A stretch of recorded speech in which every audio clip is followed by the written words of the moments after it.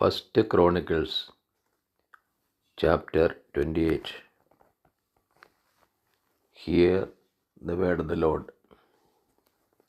Solomon instructed to build the temple.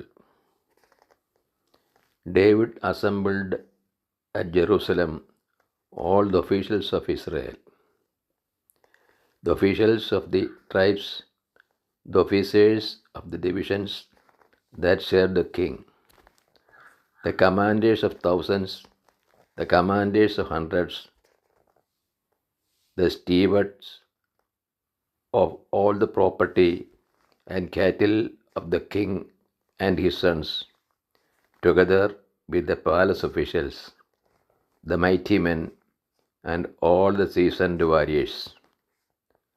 Then King David rose to his feet and said, "Hear me, my brethren and my people. I had it in my heart to build a house of rest for the ark of the covenant of the Lord and for the footstool of our God. And I made preparations for building. But God said to me, 'You may not build a house for my name, for you are a warrior and have shed blood. Yet the Lord God of Israel chose me from all my father's house to be king over Israel forever. For he chose Judah as leader, and in the house of Judah, my father's house, and among my father's sons, he took pleasure in me to make me king over all Israel. And of all my sons, for the Lord has given me many sons, he has chosen Solomon, my son, to sit upon the throne of the kingdom of the Lord over Israel. He said to me, 'It is Solomon your son who shall build my house and my courts, for I have chosen him to be my son, and I will be his father. I will establish his kingdom forever if he continues resolute in keeping my commandments and my ordinances, as he is today.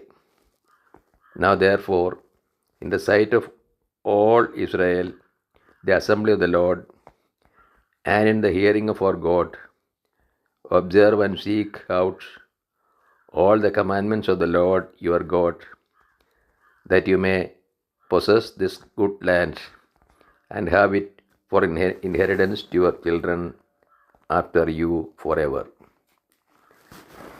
And you, Solomon my son, know the God of your father, and serve him with a whole heart and with a willing mind. For the Lord searches all hearts and understands every plan and thought. If you seek him, he will be found by you, but if you forsake him, he will cast you off forever.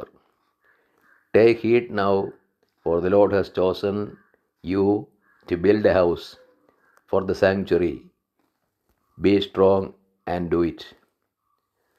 Then David gave Solomon his son the plan of the vestibule of the temple and of its houses, its treasuries, its upper rooms, and its inner chambers, and of the room for the mercy seat, and the plan of all that he had in mind for the courts of the house of the Lord, all the surrounding chambers, the treasuries of the house of God, and the treasuries for dedicated gifts, for the divisions of the priests and of the Levites, and all the work of the service in the house of the Lord, for all the vessels for the service in the house of the Lord, the weight of gold for all golden vessels for each service, the weight of silver vessels for each service, the weight of the golden lampstands and their lamps, the weight of gold for each lampstand and its lamps, the weight of silver for a lampstand and its lamps, according to the use of each lampstand in the service, the weight of gold for each table for the showbread, the silver for the silver tables, and pure gold for the forks, the basins and the cups, for the golden bowls and the weight of each, for the silver bowls and the weight of each, for the altar of incense made of refined gold and its weight. Also his plan for the golden chariot of the cherubim that spread their wings and covered the ark of the covenant of the Lord. All this he made clear by the writing from the hand of the Lord concerning it. All the work to be done according to the plan. Then David said to Solomon his son, be strong and of good courage, and do it.